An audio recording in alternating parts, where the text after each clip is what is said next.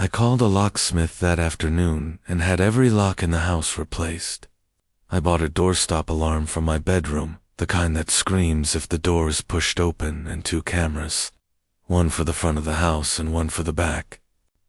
I set them up that evening, and the whole time I was doing it, I had that same feeling from Thursday night.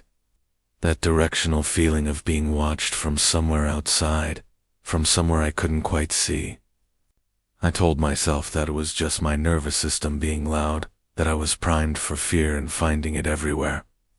The cameras sent footage to my phone and I checked the app constantly. For 2 days, nothing, just my empty yard, the quiet street. A cat that came through once at dawn.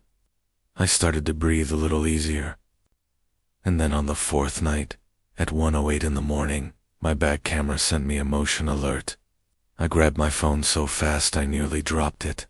I opened the app and looked at the live feed.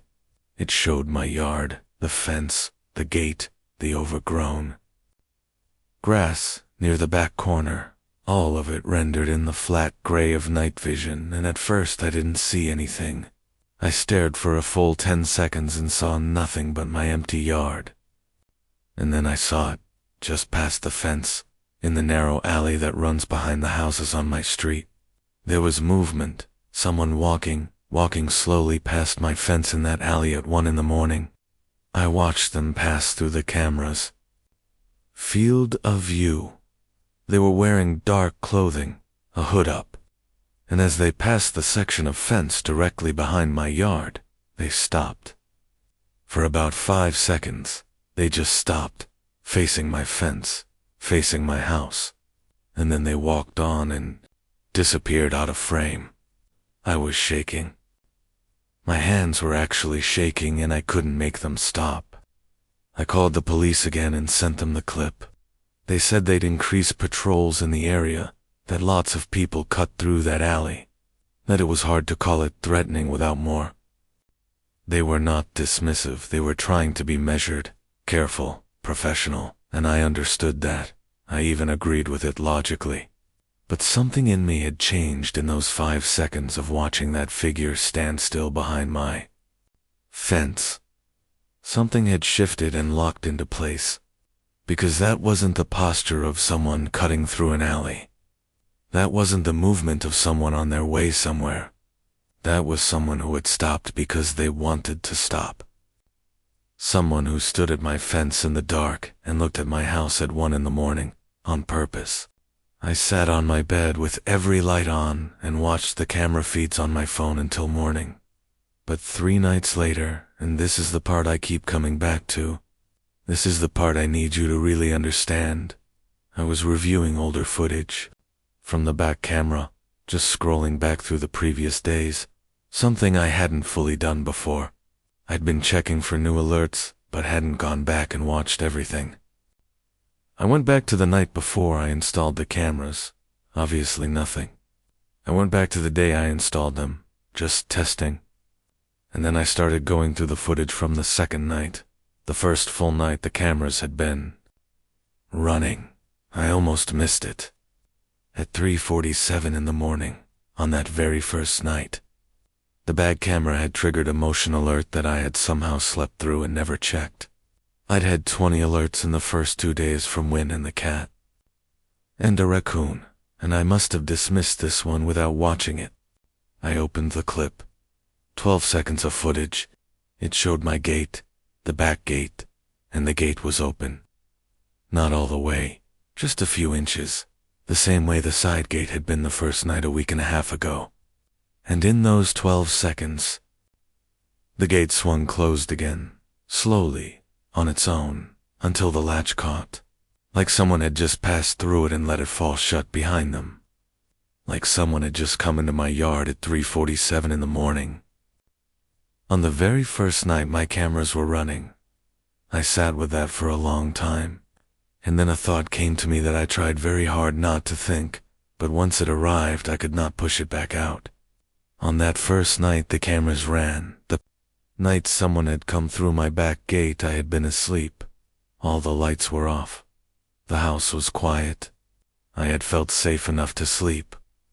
and I had slept through an alert that told me someone was in my yard, which meant I didn't know what else I had slept through, which meant I didn't know where they had stopped, or how close they had gotten, or whether they had tried a window, or stood outside my bedroom door, or stood inside my bedroom door, watching me sleep in the dark, completely unaware, completely vulnerable, completely alone. I called my sister that night and told her everything. She drove 2 hours to stay with me without questioning it, without trying to explain it away. She just came. And that act of someone who loves you showing up without hesitation, I cannot tell you what that meant in that moment. It almost made me cry, and I am not someone who cries easily. I'm staying elsewhere now. I haven't been back to that house in 11 days. The police have a report. There is an investigation, though I don't know what will come of it. I've spoken to a detective twice. She's careful with her words, which I think means they know something they're not ready to tell me yet. Or maybe it means they have nothing. I can't tell. What I can tell you is this. Last night I was lying in bed in my sister's spare room. The door was closed. The house was quiet. And I woke up at 2:14 in the morning, the exact same time as that first night. I don't know what woke me. There was no sound, no movement, no reason. I lay there in the dark and I had that feeling again. That tight, cold, directional feeling, like something in the room was watching me from a specific point. I turned on my phone light. I looked at every corner of the room. There was nothing. Of course there was nothing. I'm telling myself that. But here is what I haven't been able to let go of, the thing that keeps me from sleeping even now. Even here, even with someone else in the house with me. When I reviewed that camera footage from my backyard, I went through every single clip, all of it. And on the last night I was home, the night before I left, the back camera had one final motion alert at 4:22 in the morning. I opened the clip. It showed my back gate closed, latched, nothing moving in the yard, nothing in the alley.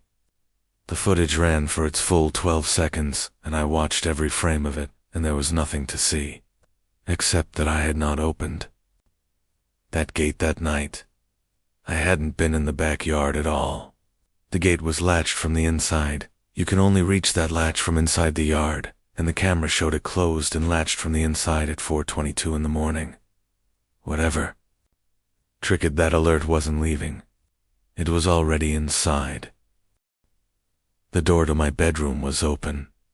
The door to my bedroom was open. I know I closed it before I went to sleep. I know because I always close it. I have closed it every single night for 6 years. I lay there staring at the gap between the door and the frame, and I told myself it was nothing. The latch didn't catch. The house settled. There was a draft. I told myself all of those things, and I almost believed them, but the feeling in my chest wouldn't go away. That tight, cold, wrong feeling, the kind your body gets before your brain has caught up with what your body already knows. Let me go back. Because to understand what happened that night, you need to understand the 3 days before it. You need to understand all the small things I ignored, all the moments I explained away, because looking back now, it was never just one thing, and it was never sudden. It built, slowly and quietly, the way water riseth in a room you don't know, is flooding until it's already at your waist. It started on a Tuesday.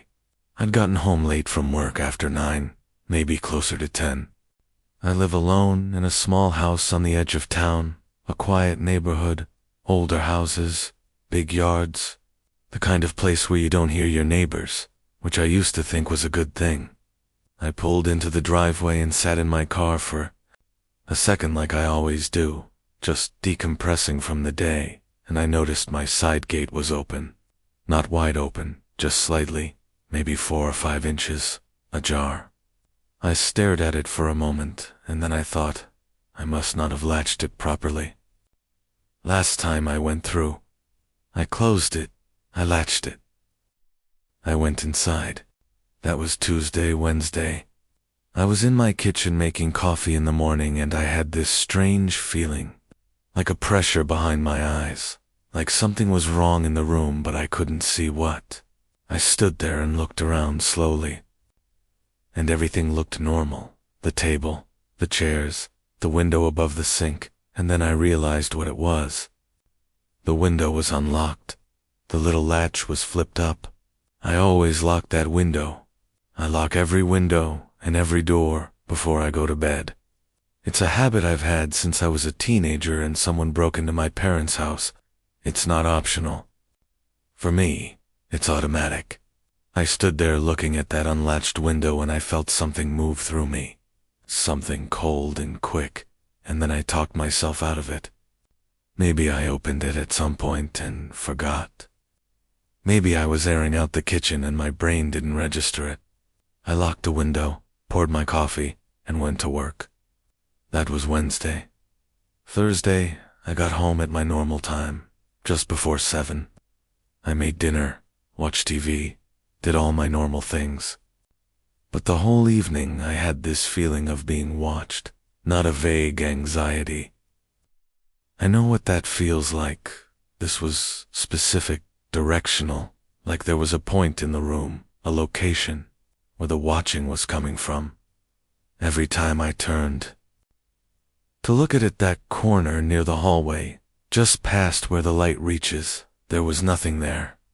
Just shadow. Just the edge of the wall. I told myself I was stressed, that work had gotten into my head, and I went to bed at 10:30. I closed my bedroom door. I double-checked the lock on the front door, the back door, every window on the ground floor. Everything was secure. I remember thinking, "You're fine, stop being paranoid," and I believed it enough to fall asleep.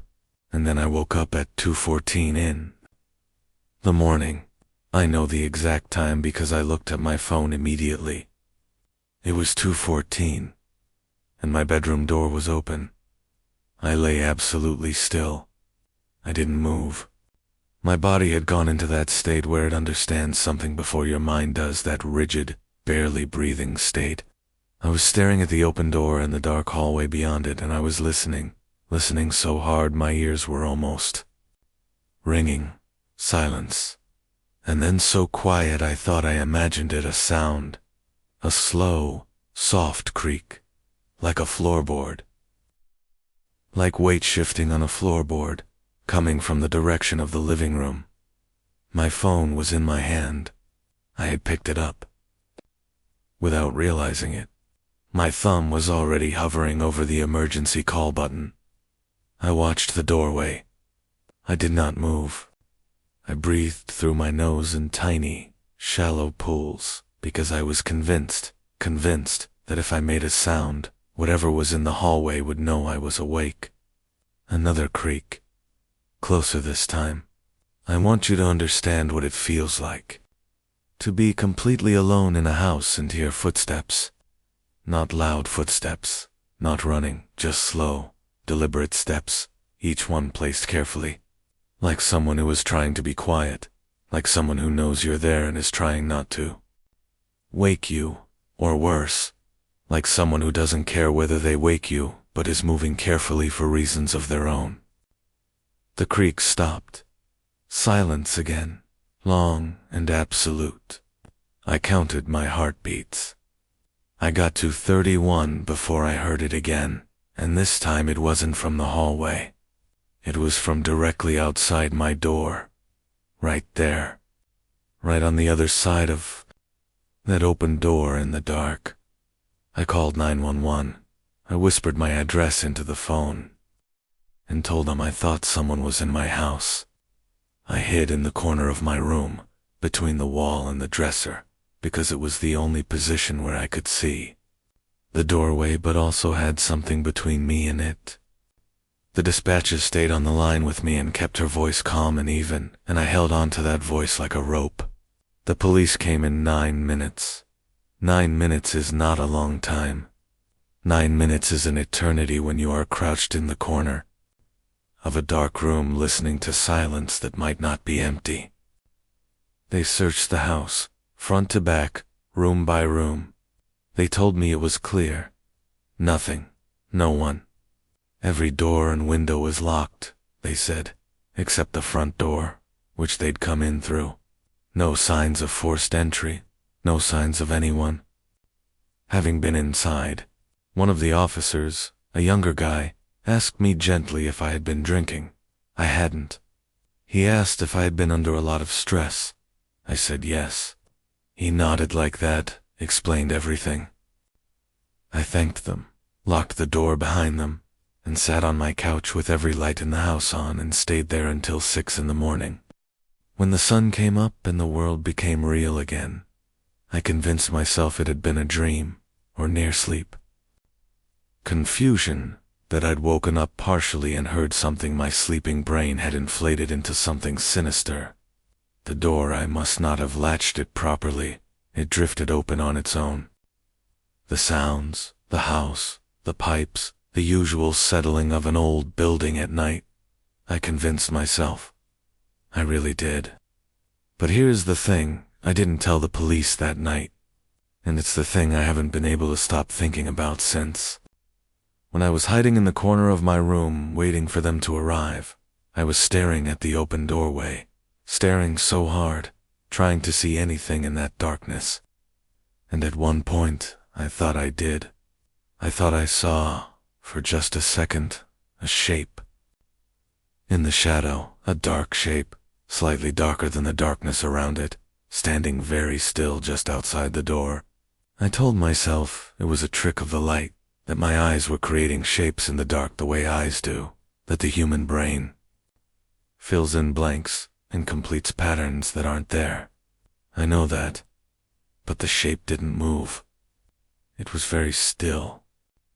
And it was the stillness that scared me most, not frantic, not lurching, completely and deliberately still, the way an animal goes still when it knows it's been spotted. I didn't sleep that night, or the next. On the second day I asked my neighbor, an older woman named Carla who has lived on this street for 30 years, if she'd noticed anything strange around my house recently. She looked at me for a long moment before she answered, and that look unsettled me before her words did. She said, "Well, I wasn't sure if it was anything. I didn't want to worry you." My stomach dropped. She told me that about a week ago, maybe more. She had seen a car parked across the street from my house in the evenings, after dark. She'd noticed it because it was always the same car, dark-colored. She thought navy or black, and it was never there during the day, just at night. Always directly across from my front window. She'd assumed it was someone visiting a neighbor, but it kept coming back, and she'd never actually seen anyone get out or get in. I went back inside and sat very still at my kitchen table. I thought about the gate, the unlocked window, the open door. And suddenly those three separate, explainable things were not separate anymore. They were a sequence. They were the same story, told in 3 parts. Someone had been coming onto my property. Someone had been trying my windows. Someone had been learning my house, learning my routines.